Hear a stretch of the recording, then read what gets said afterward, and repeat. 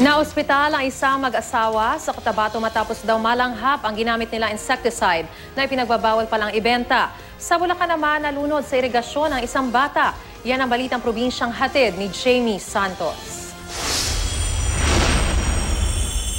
Patay ang isang batang 2 taong gulang matapos malunod sa patubig ng National Irrigation Administration sa Baliwag, Bulacan.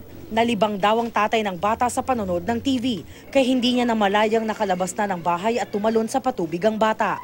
Sinubukan pang sagipin ng bata pero bangkay na siyang natagpuan. Hinang-hina pa ang mag-asawang ito sa Mlang, Cotabato. Nakagagaling lang sa ospital matapos magsuka at magdumi matapos nilang malanghap ang in-spray nilang insecticide. Ayon sa Municipal Health Office, matagal nang ipinagbabawal sa Mlang ang insecticide na ginamit ng mag-asawa. Iniutos na ng mayor ng Mlang ng kumpiskahin ang mga kaparehong produkto sa mga tindahan. Hindi naman pinarusahan ang mga nagtitinda pero binalaan na silang wag nang magtinda ng ipinagbabawal na insecticide. Jamie Santos, GMA News.